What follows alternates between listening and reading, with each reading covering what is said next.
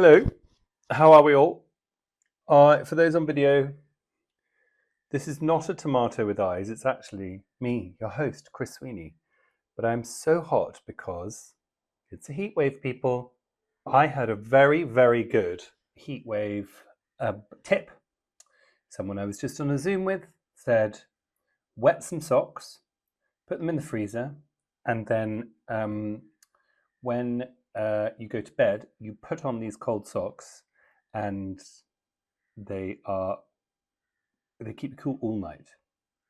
I have never tried such witchcraft, so I might try it tonight. What are your tips, listeners? How is everybody feeling in this heat? Hello at homosapienspodcast.com, at homosapiens on Instagram. Those are the places where you can talk to us, where we can talk about this sweltering heat. I actually was going to do this outside because it was so nice. I thought I could go for a walk while we're talking. It's too hot. It's too hot for that. So I'm in my office where I normally am. It's lovely and cool in here. I've got the door open, which possibly I shouldn't have done. There's a whole theory about not opening doors in this heat, but I don't know what that is. We're going to have a long overdue dive into the inbox. First things first, though, it's Tuesday today. This is either going out on Tuesday or Wednesday. It's been bank holiday, so it's all a bit up in the air. Can't remember what day this is going out. But that doesn't change one thing. It's Hoopla this weekend. Who's going? And it's also the Homo Sapiens Dog Walk this weekend, Saturday. Regent's Bar and Kitchen in Regent's Park, 1 o'clock. Regent's Bar in London, Regent's Park in London, sorry. It's about an hour. We all go on a lovely dog walk. You don't have to bring your dogs. We supply dogs, and you do not need to buy a ticket. You just go to the Homo Sapiens Instagram. There's a link in bio there, and that's how this happens. It's all terribly exciting. A lot of the people from the last walk are coming, so welcome, welcome. And a lot of new faces are coming, so welcome, welcome. And I just want to say thank you to everybody who has so kindly signed up. I cannot wait to hang out with you all. So without further ado, let's jump into the inbox. But before that, what I would actually like to do is just talk for a brief moment about the EHRC guidance on gendered spaces that came out in the past week. And so we have been sharing some really good resources on what it all means with capital letters. And our episode with Jake Graff, Trans Man, is also coming out, which was unfortunately recorded about an hour before the guidance came out. So we speculated, but it's still, we talked about many other things as well, but it was interesting to be talking to Jake on the cusp of a moment like that. I think the guidance is really unfair. It's also really confusing. It goes counter to a lot of the human rights that trans people have already won. And all I want to say about it is that it's not fair the way trans people are being scapegoated and treated. And I'm sending you all a ton of love because this is not acceptable. And what do we do when things aren't acceptable? We mobilize. So I have shared on the socials, but I'll do it again, how you write to your MP and the exact steps of what you need to do. Because as someone pointed out online, your MP doesn't need to be pro-trans. They just need to represent you. So that it's not a waste of time writing to your MP. That's what we're trying to say. I'm just sending you all loads of love, and we're going to get through this together. Next up, inbox. Speaking of trans, Sarah wrote in about Trans Pride. Hi Chris, I went to Trans Pride London for the first time last year. My wife is trans as well as disabled, and so she wasn't able to attend, so I marched on her behalf. I was wearing a face mask due to her vulnerability, and I was quite glad I did, as it hid when I frequently got emotional and teared up at seeing so many trans people in one place all being themselves. The grassroots feel of the day was great when anyone could just turn up and march without having to be part of an organised group. Can't wait for this year's event, and also hope to see you at the dog walk. From Sarah. Sarah, I am thoroughly looking forward to seeing you at the dog walk, and thank you so much for writing in. And this is off the back of when Danny and I were talking about is Pride. How do you maintain the spirit of Pride when it's also a corporate event, but also money is falling out of it? because brands have gone off queerness, basically.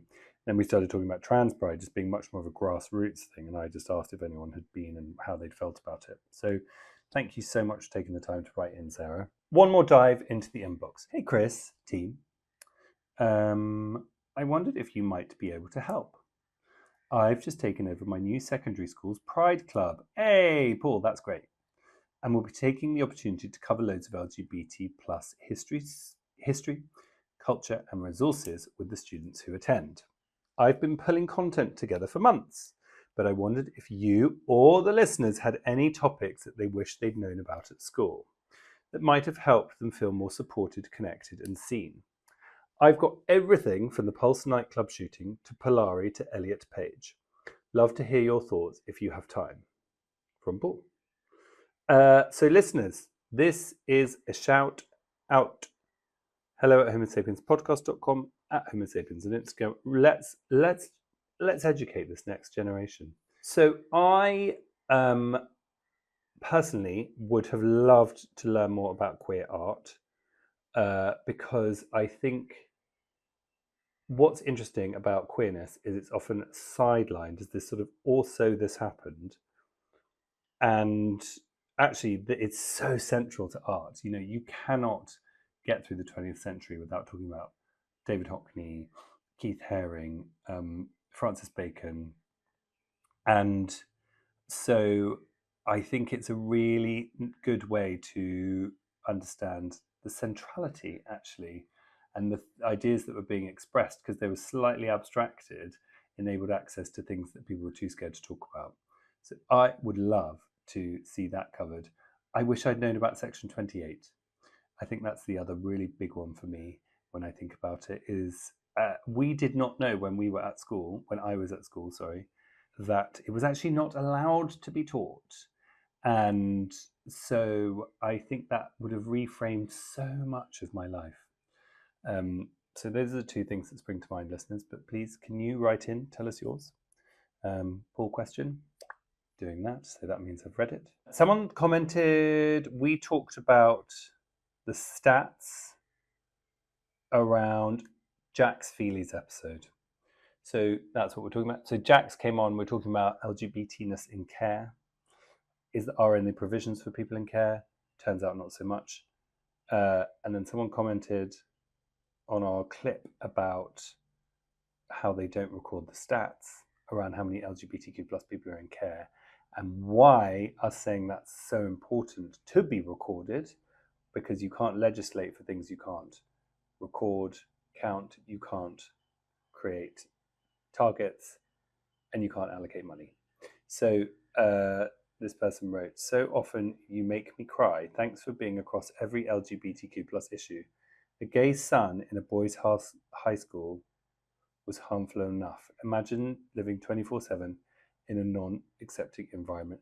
Thank you, Chris Sweeney. To the person who wrote that, thank you very much. Listen, we just try to start the discussion, you know?